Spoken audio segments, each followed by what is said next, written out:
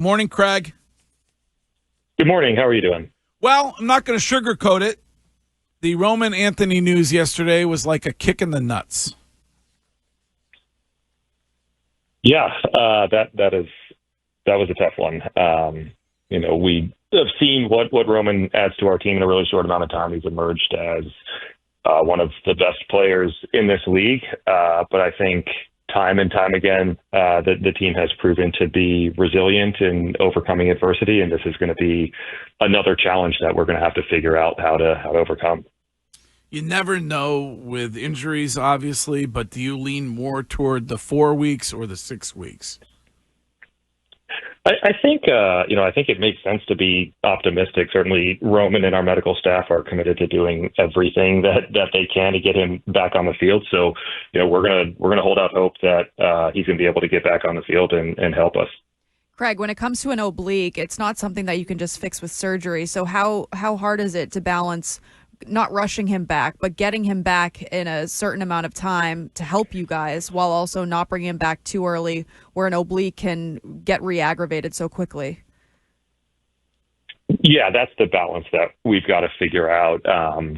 We're all aware of what the timeline is in terms of the regular season and, our ambitions for playing deep into the postseason. So we'll do everything we can to get him back out, but we have to do that responsibly, and make sure that we're not putting himself or the team in a worse position by trying to move this along too quickly. Are there any analytics on recovery time that we could use over there? Unfortunately, there are a lot of examples of oblique injuries. So, this isn't new to the sport, or I guess any rotational sport. But I think we're going to take this one on a case by case basis, and we're going to throw everything we can at it. All right. Speaking of analytics, what do your analytics tell you about Crochet with 4 or 5 days in between starts?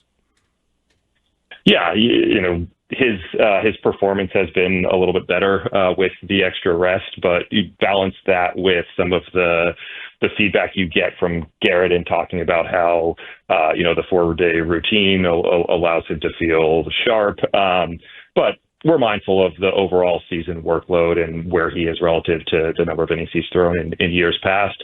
I think the way the schedule is set up is such that he's going to get an extra day, the next couple turns through. And we'll try to balance these games being really, really meaningful with knowing how important he is to what we're trying to accomplish down the stretch and then potentially into the postseason. But most importantly, we got to get there. So, we'll continue to talk to him and monitor the workload. And Craig, I know getting there is the biggest thing, and you've talked about winning the division. Obviously, that's a goal of the organization. However, isn't it more important to get to the playoffs with a rested Crochet as opposed to winning the division but having Crochet not at his best? I think it's a fair question. I'm not sure it's kind of as binary as that, right? Because having Crochet contribute over the next few weeks is going to be a really important piece of helping us get into the postseason. But we've got other guys in the rotation as we've seen that are stepping up, and we'll get, our second look at Payton Tully here tomorrow night. And so I think we're going to have some flexibility, and, Alex and I are talking through this with the pitching group, with the rest of the office, and just making sure that we are flexible, giving ourselves as many options as possible to both win the games that we're playing each day and then also think a little bit more about the big picture. But I will go back to none of this matters if we don't get into the postseason. Craig, you talk about your rotation. Your top 3 guys look very good. Big Stash, I have high expectations for him. Whoa. Which nickname do you prefer so far when it comes to Payton Tully? This is the first time I've heard Big Stash, but I really like that. Okay, we'll see if we can get some momentum with that. Yeah. Well, okay. What's your expectations for him? Because I think if he... I prefer Magnum PIG. I also like Notorious PIG. Okay. But anyway, go ahead. Yes. But the expectation for him, I think if he can solidify that 4th starter, I think you guys can really do some damage in the postseason. What are your expectations for him moving forward? Yeah, I think we've got to be reasonable with what the expectations are that we set for him, just given that this is his first professional season. But man, it was really easy to get excited about what we saw at Fenway last week when he was going pitch to pitch with schemes.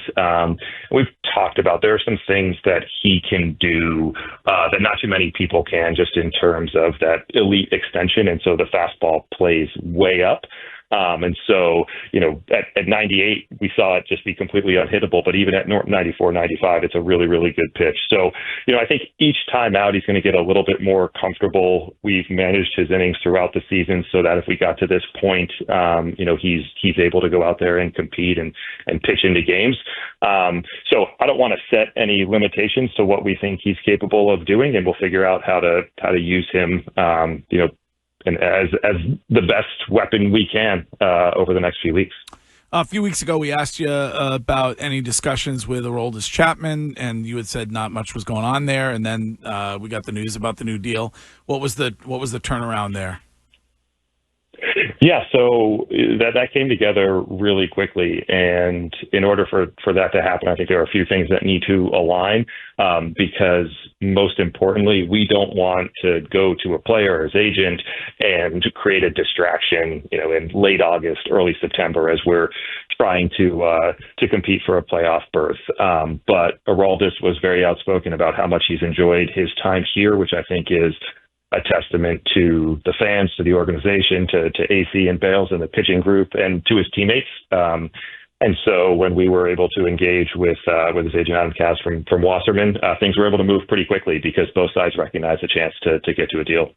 Craig, Alex Bregman dealt with injury this season, but where do your assessment of him right now, where we stand, going into September, then hopefully into October, where is he for this team so far?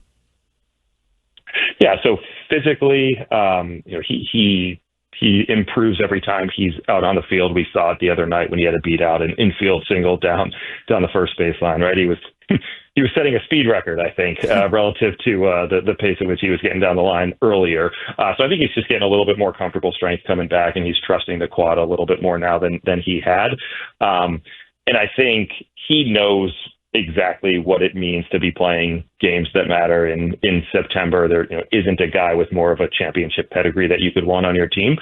So we're very confident that he's going to be able to contribute on the field, and then off the field, he's just been so valuable. I've talked about that. Every time his name comes up, even when he wasn't on the field or going through a little bit of a slump right now, it hasn't changed the way that he's helped others prepare, and tried to be just an incredible resource and teammate to the rest of the guys.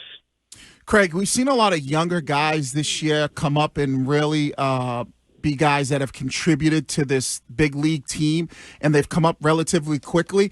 Is this something that, is going to be the new thing maybe in baseball moving forward, where, these guys might not have to spend as much time in the minor leagues, especially if they're productive down there? Yeah, I think that's a trend that will continue for a few reasons. One, I think players as amateurs, whether that's high school, college, they're used to more of a pro environment in terms of resources and, the things that matter and the things that are getting measured. And then I think the other side of that, so I think, players are probably a little bit more advanced or kind of mature relative to the game.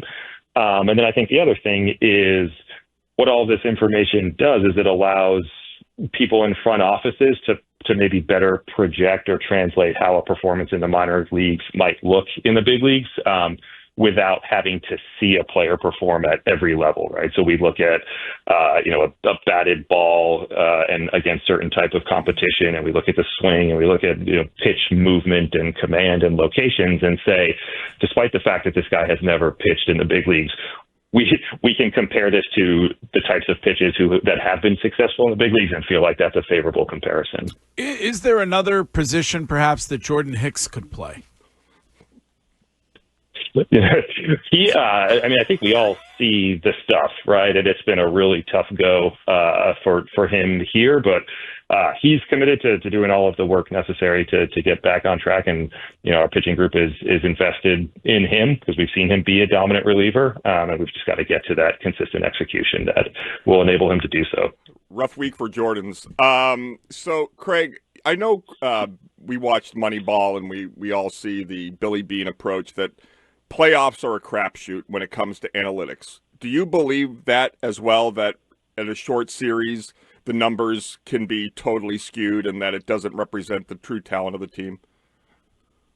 Yeah, I think that's reasonable because every analyst, everyone who will point to point to data will also talk about the sample size, right? And you need to get enough information for that to be representative of the bigger trend. And in a short series in a small amount of time, anything goes. And we've seen dominant starting pitching, can carry a team through the playoffs, a dominant bullpen because relievers throw a disproportionate number of innings in the postseason. So, I do think that, teams that make it deep into the postseason are often teams that kind of play well at the right time. And so that's why we're committed to doing everything we can to get to the postseason. And then at that point, let this team that has been so resilient and has risen to the challenge have a chance to do it again. Craig Breslow, September baseball, very exciting around these parts this year. And we thank you for taking the time this morning. My pleasure. Thanks. Okay.